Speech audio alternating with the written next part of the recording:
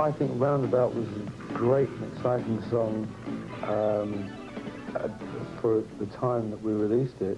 I don't, well, no, if it had never been heard before and we'd just written it and we were going to do it today, it would sound better anyway. So, I mean, it's hard to make those comparisons, but we still play it in the set and it sounds great. Move yourself. You always live your life, never thinking of the future. Prove yourself. You are the move you make. Take your chances when It doesn't really sound any less fashionable than Owner of a Lonely Heart during the set. And I think the point is well made that the sound of the record, because of technology at that time, just doesn't sound as modern as today's records because, you know, it just wasn't available, the technology.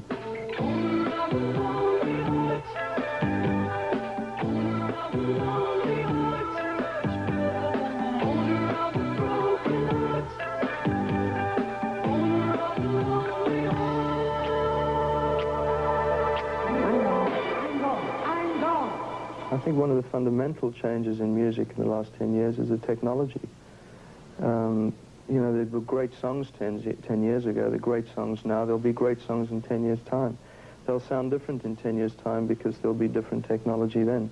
The digital revolution has been a fundamental change in sound. You know, 10 years ago there were certain echo units, for example, that were being used, which are still being used today, but are nowhere near as flexible as what's available today. And there's just, you know, technically there's so much available today to improve sounds and to change sounds. I think that's had you know, a large influence on the way things have changed.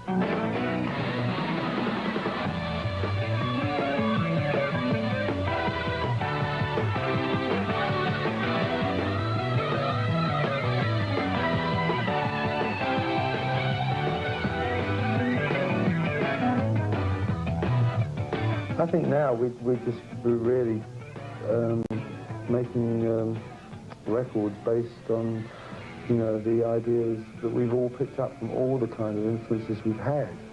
You know, rock, progressive, reggae, it's all there. Let's face it, you know, the more cosmopolitan the world becomes, the more we all start to like the same music too.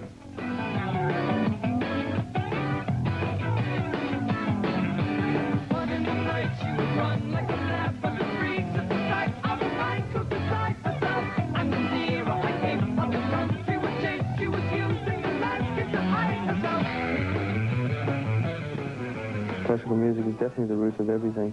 I mean, every single 8-note piece of music that you hear, I guarantee you'll find in some piece of classical music somewhere down the line, no matter what it is. Oh, that's where the ideas come from. Because it's time with your time and this news is captured for the Queen to use.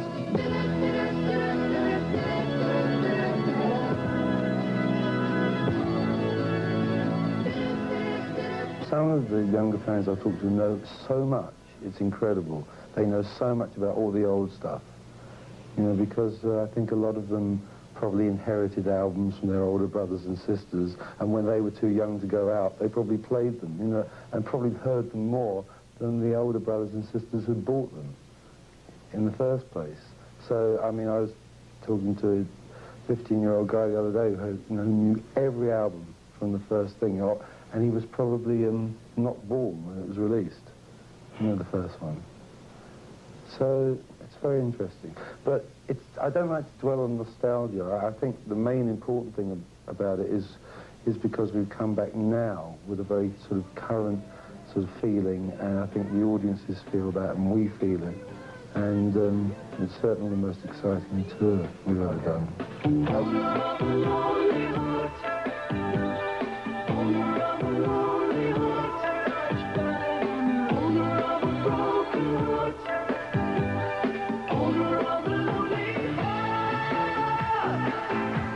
I think there's a great value in music in terms of, you know, on a broader issue in terms of world sort of influence, actually.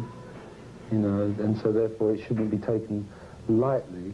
You know, I hope one day that this band will be possible for us to go and play in Moscow or something like that, and do a concert for kids there, and that they find out that they're the same kids who enjoy the same music as the kids in New York, because that'll be a step in the right direction, because I'm sure that's all it is.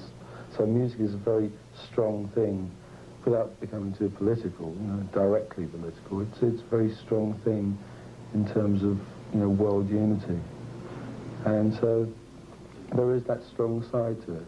And then there's a light-hearted side to it. Hey, let's get down, party, it's Friday night. Okay.